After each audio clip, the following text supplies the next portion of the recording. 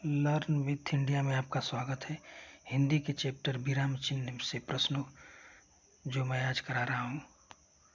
तो पहला प्रश्न है, किसी पद उपवाक्य आदि की विशेषता दिखाने के लिए शब्द के नीचे एक रेखा खींचते हैं, उसे क्या कहते हैं? तो विकल्प नंबर बी सही है, अधोरेखीय चिन्ह कहते हैं उसे। मुझे बाहर जाना है, रेखांकित चिन्ह को पहचानिए। इसमें कौन सा विराम चिन्ह का प्रयोग हुआ है? तो विकल्प नंबर दूसरा का ये सही, पूर्ण विराम का प्रयोग हुआ है। प्रश्नवाचक चिन्ह कौन सा है? ये चार विकल्प दिए हैं। प्रश्न नंबर तीसरा का प्रश्नवाचक चिन्ह कौन सा है? तो बी वाला विकल्प सही है। निम्नलिखित में से निर्देशित चिन्ह कौन सा है? प्रश्न नंबर चौथा का निम्न में निर्देशित चिन्ह कौन सा है जो निर्देशित करता है? तो इसका विकल्प नंबर डी सही है, ये निर्देशित चिन्ह है। अल्प विराम चिन्ह कौन सा है? प्रश्न नंबर 5 का अल्प विराम चिन्ह कौन सा है?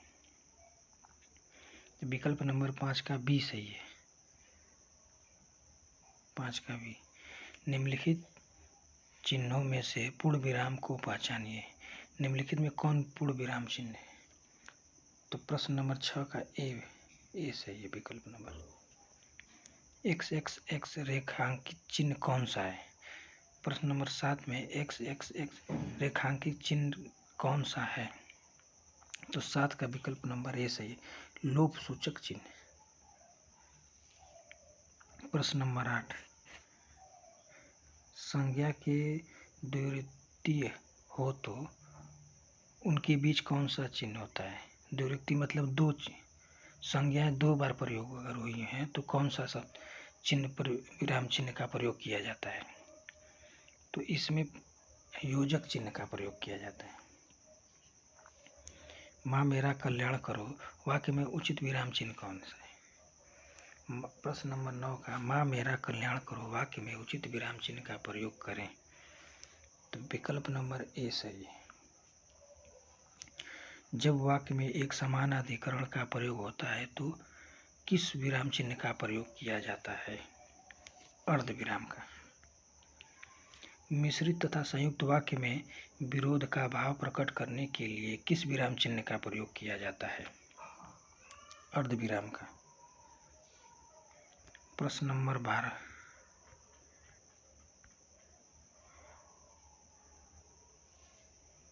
करणवाचक क्रिया विशेषण में किस प्रकार के विराम चिन्ह का प्रयोग किया जाता है?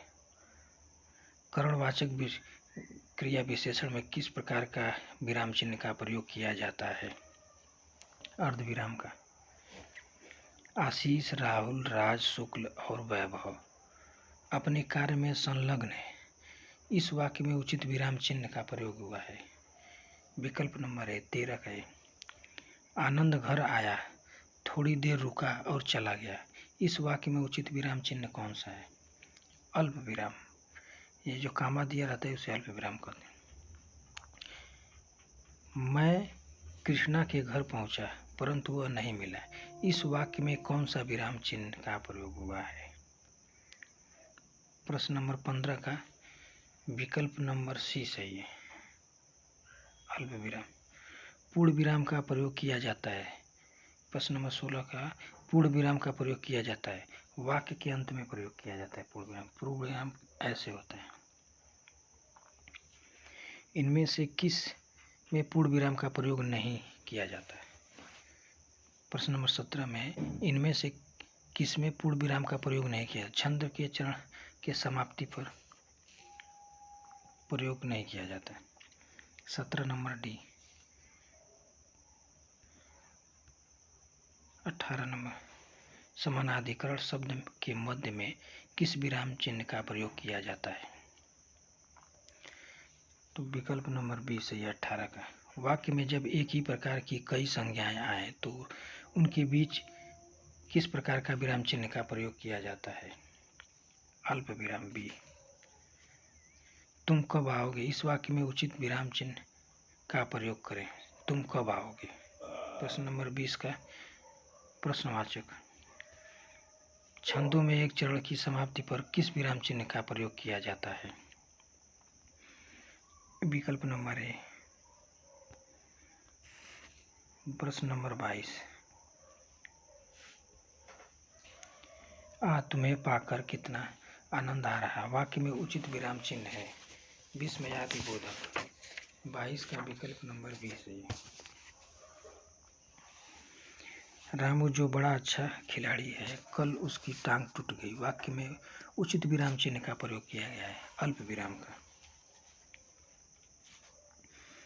कबीर वाड़ी के डिटेक्टर थे। इस वाक्य में किस विराम चिन्ह का प्रयोग किया गया है?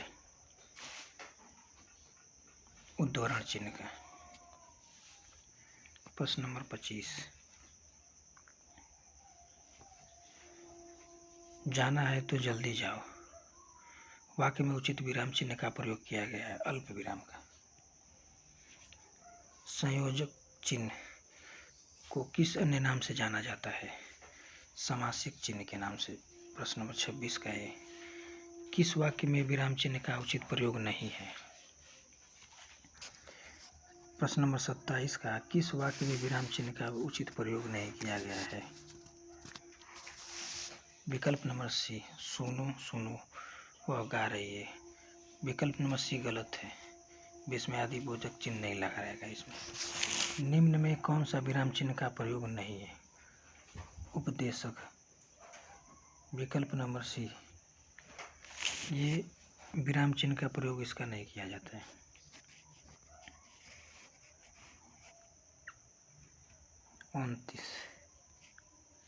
प्रश्न नंबर 29। जहाँ वाक्य की गति अंतिम रूप ले ले, वाक्य के तार टूट जाए, वहाँ किस प्रकार के प्रयोग किए जाते हैं? प्रश्न नंबर 29 का डी, पूर्ण विराम का प्रयोग किया जाता है। समाप्ति सूचक चिन्ह की पहचान करें। 30 का ये सही है। श्री कांता प्रसाद गुरुजी के अनुसार विराम चिन्हों की संख्या 20। 31 का ये। प्रश्न नंबर 32। प्रश्न नंबर 32 है, श्री कांता प्रसाद गुरुजी के अनुसार विराम चिन्ह को किस भाषा से लिया हुआ माना जाता है? अंग्रेजी भाषा से। विराम का अर्थ है, विराम चिन्ह का मतलब अर्थ है ठहराव या रुकाव। ये प्रश्न नंबर 34 में जो कोष्टक में दिया है उसे किस विराम चिन्ह के नाम से जाना जाता है? तो 34 का बी, अर्धविराम। अर्धविराम एक बिंदु लगा के थोड़ा सा कामा देते हैं, यही अर्धविराम है।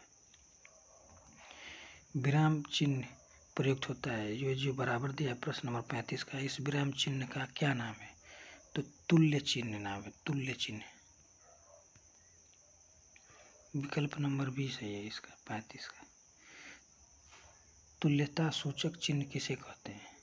विकल्प नंबर डी सही है, वही प्रश्न है, बदल दिया है इसको। पाद बिंदु चिन्ह की पहचान करें। प्रश्न नंबर 37 का डी विकल्प सही है। किसी बड़े अंश या संक्षिप्त रूप दर्शाने के लिए किस चिन्ह का प्रयोग किया जाता है? लाघव चिन्ह और संक्षेप सूचक चिन्ह। 38 का है। प्रश्न नंबर 39,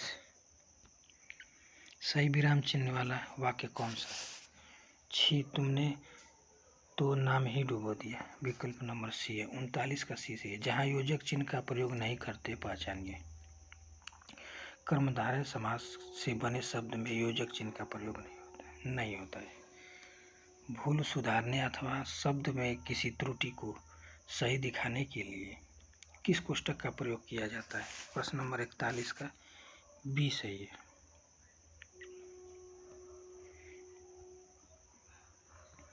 प्रश्न नंबर 42, विवरण चिन्ह को पहचानिए। विकल्प नंबर बी सही है इसका। ये हिंदी के चैप्टर विराम चिन्ह से थे जो मैंने आपको 42 क्वेश्चन कराया, और अगला चैप्टर मैं और कराऊंगा। धन्यवाद।